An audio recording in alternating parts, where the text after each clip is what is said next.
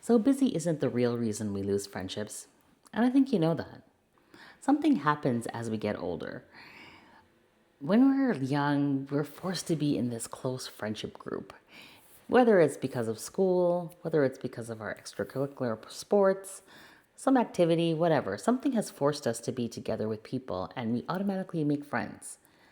When you kind of shift into adulthood and you're busy working, again, you're forced to be in this container. So you may develop friendships, at your employment, or if you're, married and you have kids, then all of a sudden now there's a forced container of sports and, being friends with people that are associated with that.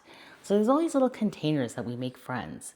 But there's some core people that have become our friends, and it doesn't matter where along the way you met them, but they're your core, right? They're the people that you can go to when you need something. You don't have to put on a pretense. You can just be yourself. And some reason, those friendships always seem to be the ones that kind of are not nurtured because you just assume, right? They're always going to be there. I went out this weekend with a bunch of people that I had made close friendships with over the last probably 7 years. And it's interesting, I haven't seen them in about 6 months. So we went out this weekend and, you just kind of fit back in place, right? The big jokes, the big belly laughs, the, serious talks, all in one evening, right? And it's so precious. And then you realize after you kind of leave there, you're like, that's what's missing. The busyness of life is just getting in the way of the things that truly matter. So 6 months. 6 months is a long time. So I'm trying to think, like, why is it that we just haven't had a chance to kind of get back together again? And you think about your life and how busy it gets with work, with kids, with, everything. And the weekends are so short, right? So if you're working the typical 9 to 5, the weekends become so short. And, for me, I also attend church. My mother is in her 80s. And so on Sundays are kind of like, our time to hang out together. So that leaves me with like Saturday, one day. And in that, you still have to do your grocery shopping. You still have to prepare for the week ahead. You're trying to get an extra, like, there's just so many things, right? That life, has to throw at you. So how do you fit in these things that are just so important? And those are the excuses that I made along the way. But, I was having a conversation with one of the girls, and it was really interesting because she brought a perspective to me that I had forgotten about, and that is creating space, right? You need to create the space or the container so that you can nourish and continue to blossom these friendships. But what she was saying was, this also requires, she goes, oh no, what she said to me was, this, I made sure to stay on budget. Now, unfortunately, being a money coach, people always, feel they need to tell me, oh, Carolyn, I'm on budget here. And I am not here to judge. I am just here to provide suggestions and to, encourage you to, get right with your money. But but it was a good point because we go out, especially in the summertime. We go out, we entertain, we travel, and all these things. And sometimes the small events are not planned into our budget. And those are the things that kind of can creep into into creating debt because you want to do them, right? They're your friends. You want to hang out. You want to do things. And all of a sudden, you just throwing it on a credit card. And there's no real specific money that you have set aside to cover that. And you just think, oh, well, I'll take care of that later. But, months can go by. Summer is like, 4 or 5 months and, it can add up. So creating the space, not only for the container of people, but also for the money that's required is really important. Now, I have another set of friends that we purposely go out on our birthdays. So there are different parts of the year and we purposely make an effort to go out on our birthday specifically.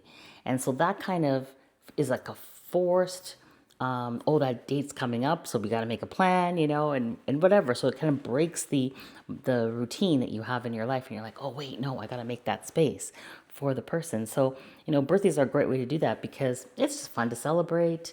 It's again, it's time to like spend with each other, and you can make it into whatever event you want, right? Whether it be a small dinner out or a vacation or who knows, right? The birthday kind of anchors it as to something that you have to plan for at that time. The other thing that I do to kind of ensure that I'm protecting those relationships is to just scroll through my phone. What does that mean, really? It means that I go through my text messages. So I open up my phone and I see all the people that I'm texting, and obviously the regulars always are at the top. But as you kind of go down the list, you realize, oh, I haven't talked to that person in a while. I haven't spoken to them, or I haven't seen them. And it's just a little bit of a trigger to say, send a quick message and say, hey, what's up? I'm just thinking about you. And I think it's a nice way to just keep that line of communication open, keep the relationship sort of continuing to blossom, and it actually opens up a laneway to plan something and be together and spend time with one another. Now, obviously, distance, things like that can kind of get in the way, and that's why it's so great now. Obviously, we can FaceTime, we can do so many ways to connect with people that distance doesn't even have to be a factor either. So one more thing that I've done in this little while is to meet new people, right?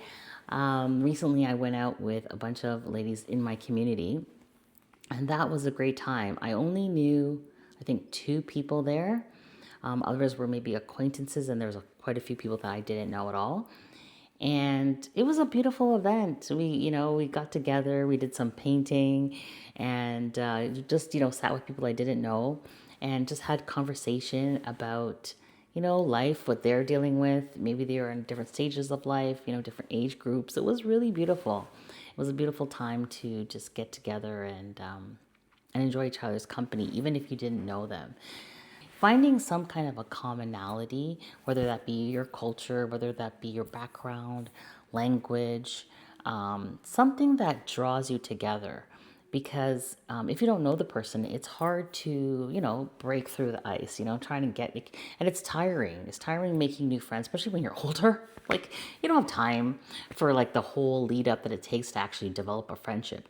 So if you have something that's kind of bringing you together, whether or not you're a mom, you're like I said, you're from the same culture, language, something that really ties you together, it's a great starter, right? It's a great starter to kind of meet new people. And as you get older, your kids are getting older too, and they're going to have their own lives. They're going to be go off doing their own thing, and it's just nice to know that you have another set of people that you can reach out to when you're stressed. Because honestly, relationships make such a difference when it comes to the stress of life. And knowing someone that is actually going through the same things, or you can be a sounding board for that person, it really does make a difference. So I don't want you to feel guilty. What I like you to do is just set up a plan, right? This is the beginning of a month. So why don't you set up a plan to reach out to at least one person that you haven't in the last 3 to 6 months? Someone that has been on your mind, but you just haven't gotten around to it. Maybe something is preventing you, distance, whatever it is. And just send them a message and try and create a plan, right? Try and create a plan to meet up with that person. And let me know in the comments, maybe tag them or let me know what the plan is. I'd love to see what you guys are up to. And just remember that finances, they kind of creep into every aspect of our lives. And so don't forget to plan for the fun things in life. I think that is what the big takeaway is here. Your finance is the engine to your life, right? It's the engine is of a car. I'm going to use this as a metaphor. The engine of a vehicle is what powers the vehicle. It allows it to move. You can have wheels, you can have a steering, you can have all these things, but without the engine, none of those things will operate, right? And that's how I kind of see finances as like the engine to our life, but we actually have to use that engine wisely. So we have to make sure that it's fueling the different aspects of our life so that we in turn can be the best person possible. If you have a friendship that you've been meaning to reach out to, take this as your little nudge. And if you don't know, my name is Carolyn. I am a money coach and just wants to have a conversation about the things that most people avoid.